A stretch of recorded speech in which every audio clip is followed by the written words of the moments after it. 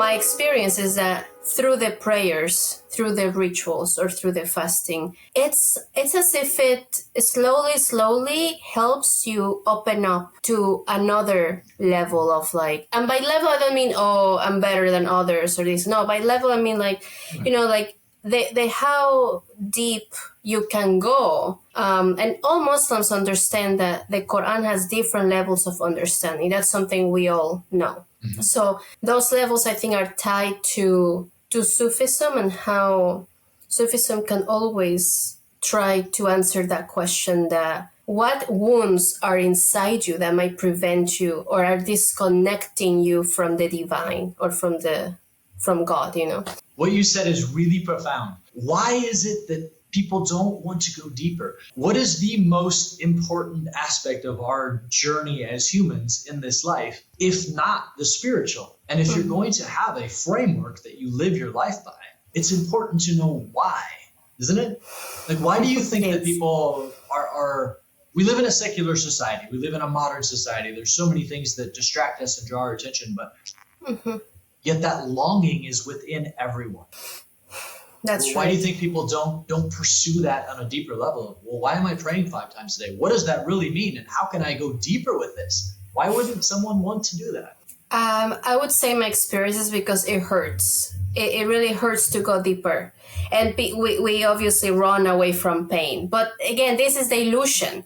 We keep believing that, no, if I go deeper, it's going to hurt. And we all feel at some level, if I go deeper, because going deeper also involves, getting to know yourself more. And that's the part that most human beings run away from. That's why the distractions, that's why I prefer to keep scrolling or go here, go there, because why would I sit down with myself and ask me, oh, why did this trigger me? Why did so and so, bother me? Like, it hurts to be in that position. So, in fact, in Sufism, there is a very common say that whoever knows themselves knows their Lord, because that's the premise. In order to go deeper, it's deeper within yourself. That's what it actually means. And basically, that's the problem. That who would want that when you can be, I don't know, traveling or spending time somewhere else? Even though once you start doing that, it's like,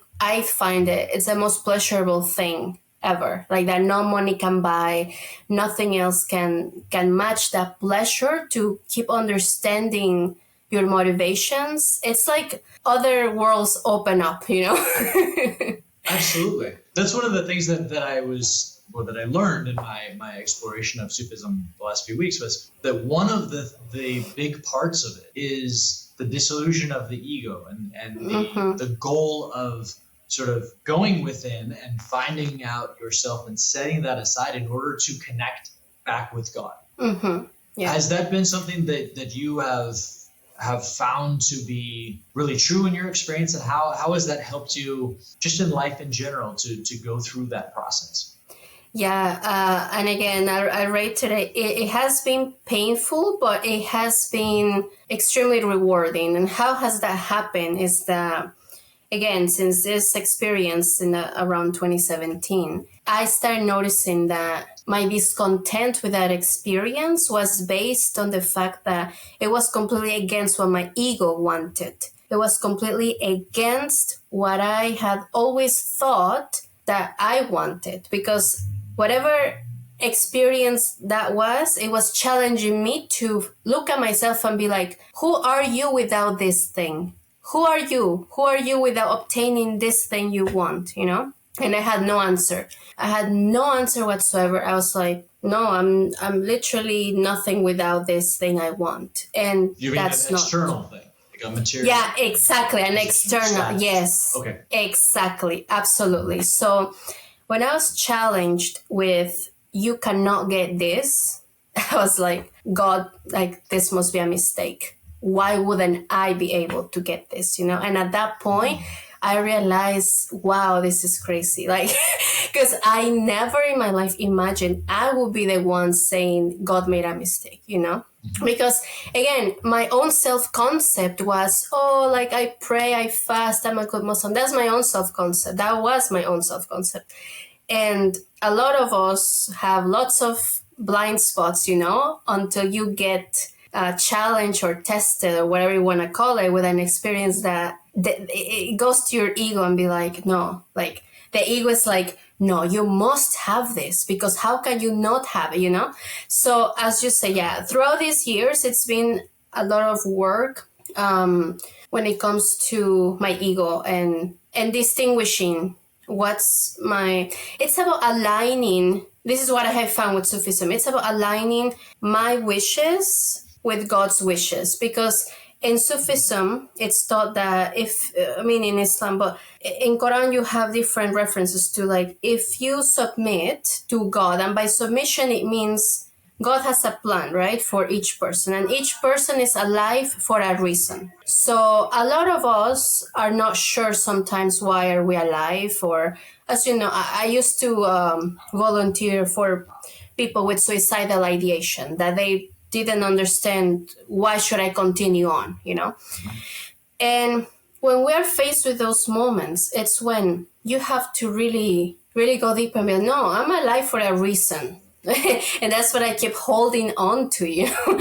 And the more I have been able to distinguish my ego from what God wants from me, I have honestly been able to integrate what God wants for me and that desire that I knew I had deep down, but it was covered by ego or wounds or trauma or whatever you want to call it. So yeah, I don't know if I answered the question. Well, it's a very deep issue, I mean, to examine, and I think that the ego is such a challenging part of our human existence for everyone, and everything in this modern world feeds that. And it's not simply that it's a distraction, but whether it's status or whether it's how many likes we get on a social media post or how much money we have or what our job is or whatever those things are, they're a part of our existence as humans. And yet they're not. Anyone who's religious at all is going to admit that, well, yeah, this is, this world is not my home. I'm going to the eternal life afterwards. Well, then why not focus on that? Right. And that's what I found so interesting about Sufism, is that it's looking for that reconnection with God. So with you finding that and going through those challenges and not getting that thing you wanted that was external, but being able to go deeper and go through the pain and reconnect with God, how has that helped you? And how do you think, I guess, for other Muslims who are maybe just going through the motions, who are just doing the thing because it's law, right? I grew up in a very strict Christian household. So there was a lot of legalism. It's like, you do this and you don't do this. Why? Because this is the way it is. This is the way you're supposed to. But that doesn't make sense. Like, I want to know why. And if you at least explain to me, it's like, well, if you do this, then it's going to disconnect you from God, or it's going to hurt you, or it's going to hurt God, or whatever. There's consequences. Okay, I can understand that. But how do you think? I mean, you've done this. You've been able to overcome sort of the external and be willing to go through the pain. How would you recommend other people that are just going through the motions who are Muslims be able to do that? Like, what's the secret? Sadly, I would dare say that it's not until humans are faced sometimes, because we don't like to pay heed or to go deep when we are living a good life. When everything is going well, it's very hard to get or snap out of that and be like, oh, okay, wait, let me go deeper. Because God is blessing us, so obviously you're doing a great job spiritually, right? Absolutely. We use the external to justify. You point to a great thing. I want to say that that's the thing. A lot of people, including me, we were saying like, okay, why is God doing this to me? We always, if faced with a challenge like this, why is God doing this to me?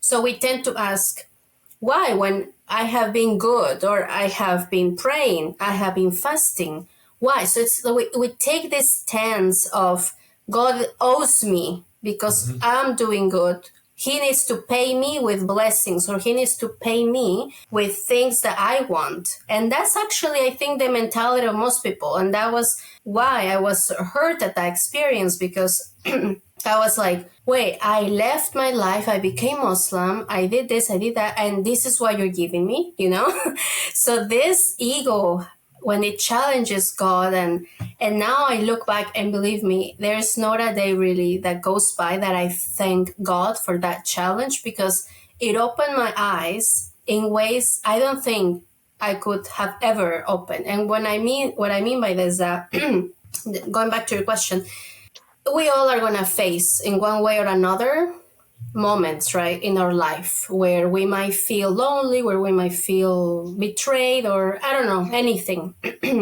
Sad, depressed, depends, right? I think every single person, it is my belief and the belief of Islam, that every human will have a chance to connect to God. And maybe because in my experience it was through difficulties, but it doesn't have to be. That's the thing. It's about like if you're living a good life, okay, ask yourself, okay, why? You know, why am I having all these blessings? Why am I having wealth? Why am I having health?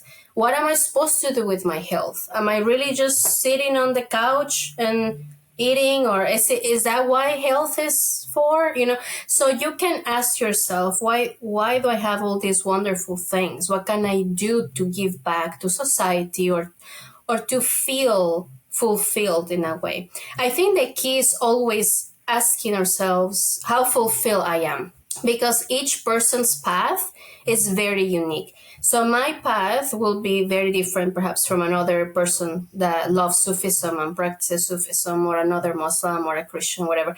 There will be similarities, of course, but every step is very unique. And it's about always trying to check in, okay, why am I fulfilled? Does this fulfill me? Yes. Or this doesn't fulfill me? Okay, why am I in this situation that's not fulfilling? Because just as you mentioned, like, we live in this world that keeps just catering to the ego. But at the end of the day, having the ego satisfied is not a sign of being fulfilled, because the ego does not have a stop. The ego will always want more and more. You give a person wealth, they will want more and more and more.